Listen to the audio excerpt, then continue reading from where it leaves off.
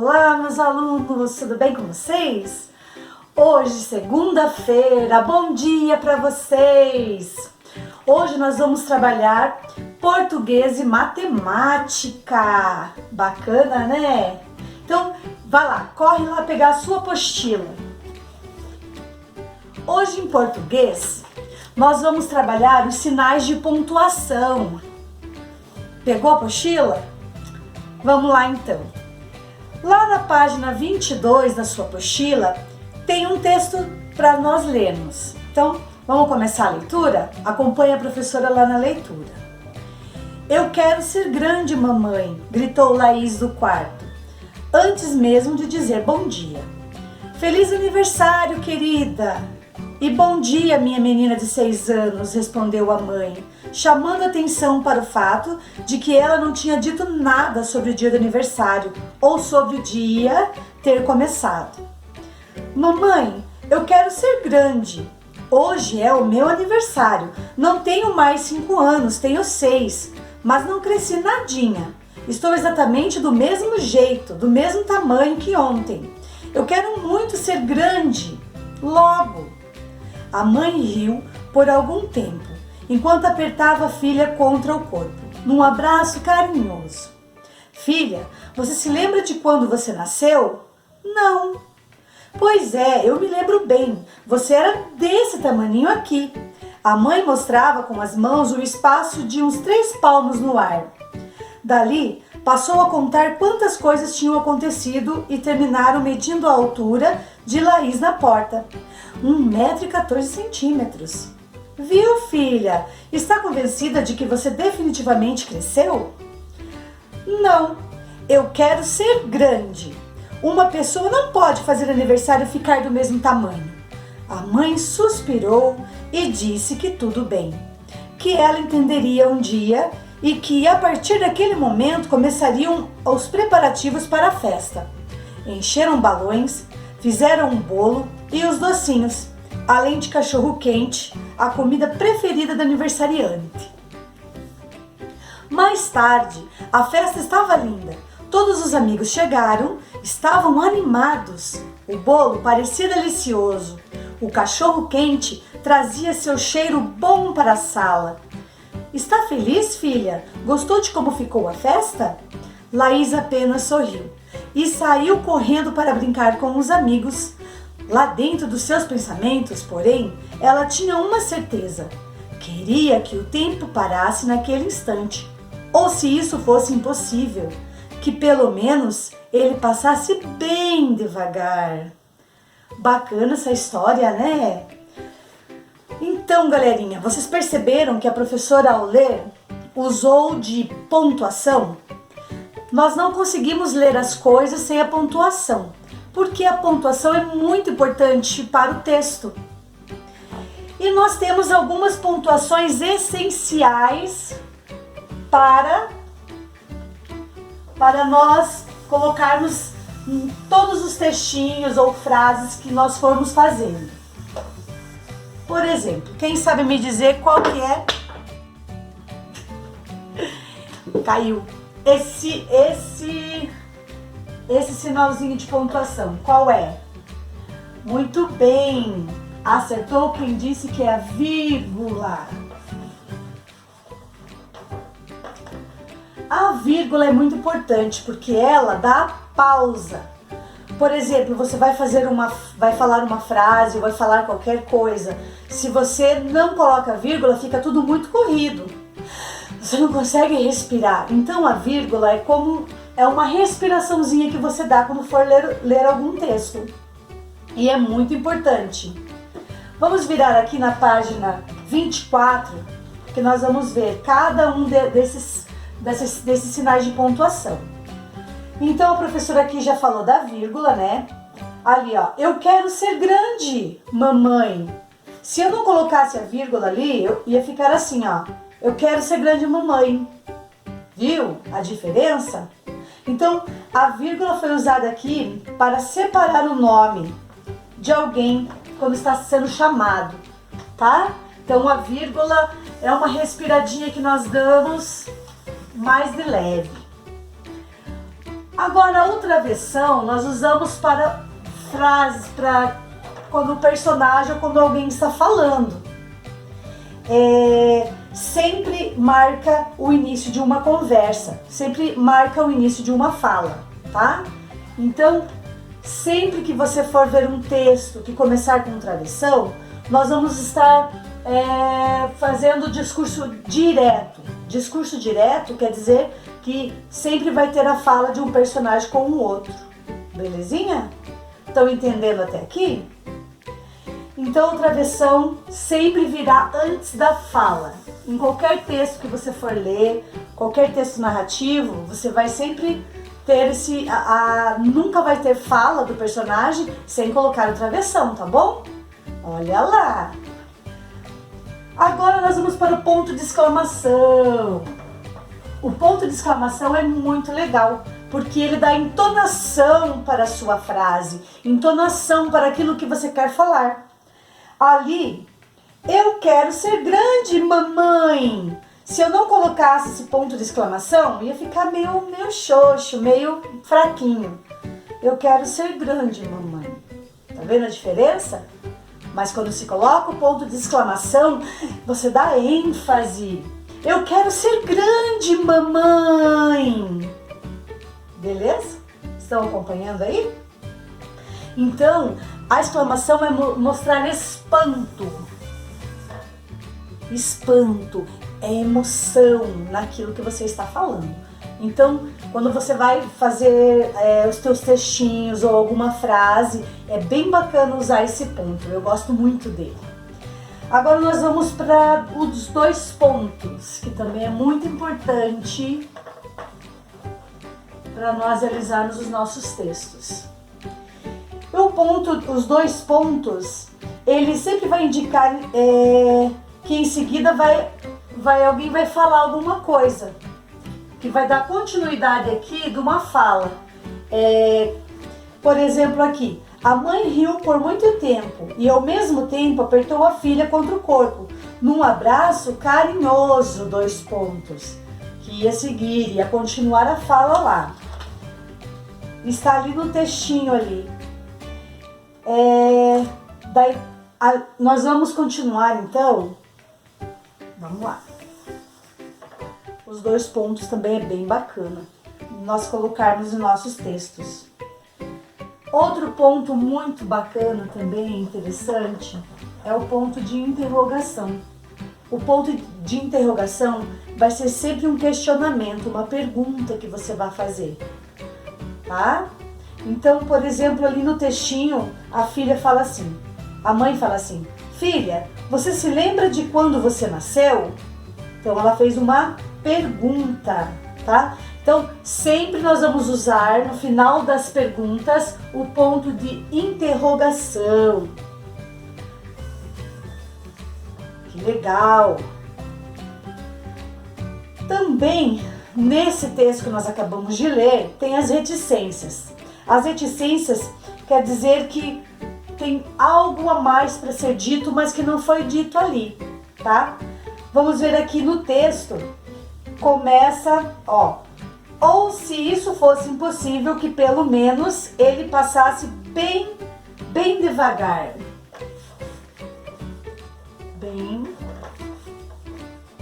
Bem devagar. Daí tem os 3 pontinhos. Quer dizer que ali teria mais alguma coisa para ser dito, mas não foi dito, tá? Então, quando você quer estar fazendo o seu texto lá, ou sua frase, você terminou ali, mas tinha um pouco mais de pensamento para você escrever, mas você não quis escrever. Você coloca reticências. Então, a reticência é bem legal. Vamos agora para o último ponto, então. Espero que vocês estejam compreendendo aí na casa de vocês. E nós temos então o ponto final. É aquele pontinho. Esse pontinho quer dizer que eu não tenho mais nada para dizer. Então, ponto final. É isso e ponto final. Então, quando você está escrevendo o seu texto, né? Terminou o seu pensamento, ponto final. Para que você quando você vai, por exemplo, está escrevendo sobre o gatinho. O meu gatinho é lindo, eu gosto muito dele, ponto final. Mas você ainda está falando do gatinho? Você coloca ponto final, letra maiúscula e continua na mesma linha, porque você está tendo a mesma ideia. Você está falando da mesma coisa. Mas, por exemplo, você está falando do seu gatinho, colocou o ponto final e você vai começar uma nova história, um novo assunto, é ponto final e lá na outra linha parágrafo e você começa o outro pensamento seu.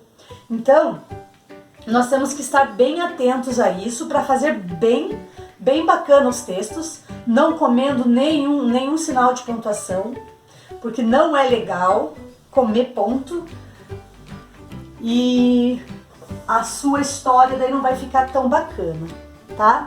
Porque é fundamental os sinais de pontuação. Porque se você não coloca corretamente os sinais de pontuação, o seu texto não vai ter coerência. O que é coerência? Não vai ter sentido, porque uma vírgula muda todo o sentido da frase. Sabia disso? Então tem que cuidar bastante. Aqui na número 1, na página 24, então você vai completar o texto com a pontuação correta. Então você vai ver se começa com travessão, se vai vírgula, se vai ponto de interrogação, de exclamação, tá? Aí aqui você vai ver se você entendeu o que a professora acabou de explicar. Já na página 25, você vai continuar aqui a história da Laís. Então ela teve a festinha de aniversário dela, como nós lemos agora em pouco. Tá? E entre ela e sua melhor amiga, Melissa. Então, após cantar os parabéns, Melissa disse à sua melhor amiga. O que ela disse? Aqui você vai usar o quê? Todos os sinais de pontuação também. Quando eu começo uma fala, qual é o ponto que eu uso mesmo? Muito bem, o travessão. Então, não pode esquecer disso. Então, você vai continuar o textinho ali, tá? Vai lá para a página 26. Tão importante quanto a pontuação é o tom de voz que usamos durante a leitura. Vamos treinar? Então você vai treinar aí na sua casa. Você quer crescer. Quando eu falo assim, eu estou colocando um ponto, estou afirmando. Então o ponto final, ele é de afirmação. Então eu estou afirmando. Você quer crescer. Na interrogação tem uma outra entonação. Você quer crescer? Você está fazendo pergunta. E com um ponto de exclamação ali, você quer crescer? Entenderam? Então você vai fazer essa fala para você compreender bem como é a entonação, tá? Então você vai fazer o mesmo com a frase que está aqui, ó. O tempo passa depressa. Escreva trocando o primeiro ponto final por ponto de interrogação e depois por ponto de exclamação. Leia a frase em voz alta usando o tom de voz adequado para cada sinal de pontuação. Então você vai mudar a frase ali, ó. O tempo passa depressa. Então essa frase você vai colocar a pontuação que está pedindo aqui. Primeiro o ponto final, depois interrogação e depois o ponto de exclamação, tá? Na número 4, você vai escolher a alternativa com o uso correto de pontuação. Então tem a letra A, letra B, letra C, letra D, letra E. Qual será dessas aqui que está correta? Você vai assinalar. Vai reler o texto lá na número 5, tá? Por que você acha que Laís mudou de ideia sobre escrever? Então você vai ler o que está pedindo aqui e vai... essa aqui é uma resposta pessoal. Você vai ter que usar a sua cabecinha para responder, tá bom? Então tá bom. Lá na letra B, se Laís contasse esse pensamento à sua mãe, como ficaria o texto? Então é continuação da letra A aqui, tá bom? Na número 6, você vai completar os espaços com os números adequados, fazendo as correspondências entre as frases das duas colunas. Então, aqui você vai fazer a correspondência. Você vai ver o que começa e daí onde termina, tá? E vai fazer a correspondência aqui. Então, a aula de hoje, gente, de português é isso, tá? Você vai fazer, então, essas atividades com capricho, tá bom? Os sinais de pontuação. E agora, nós vamos trabalhar em matemática. Pega a tua apostila número 1, que nós estamos na apostila número 1 ainda. Então, pegue lá a sua apostila rapidão, corre lá para nós trabalharmos aqui hoje, tá? O que nós vamos trabalhar hoje na apostila número 1 é valor relativo e valor absoluto. Prof, que será que é isso? Calma aí que eu já vou explicar para você o que é. Valor relativo é o valor que o número tem de acordo com cada posição que ele se encontra nesse quadro de posições, tá? Por exemplo, no quadro de posições, como a professora já havia explicado na aula anterior, ele tem 3 classes, tá? E ele tem 9 ordens. Quais são as classes? Unidade simples, unidade de milhar, unidade de milhão, tá? E quais são as ordens? Cada um deles tem 3 ordens. Então, na unidade simples, nós temos a primeira, segunda e terceira ordem. Em milhar, quarta, quinta e sexta ordem. E já no milhão, nós temos a sétima, a oitava e a nona ordem, tá? Então, o valor relativo do número é a posição que ele está aqui nesse quadro. Por exemplo, aqui na sua apostila, na página 143, vamos pegar o primeiro número ali, 9.342, e vamos colocar no quadro de posição. Lembrando que quando você vai colocar um número no quadro de posição, você começa da direita para a esquerda, porque se você começar daqui para lá, fica errado o seu número. Então vamos começar? Vamos lá. Primeiro é o número 2. Vamos ver aqui. 2. Agora, nós vamos colocar o 4. Depois o 3. E depois o 9. Quem aí sabe me dizer qual é esse número que eu acabei de escrever aqui? Hein? Diz pra mim aí.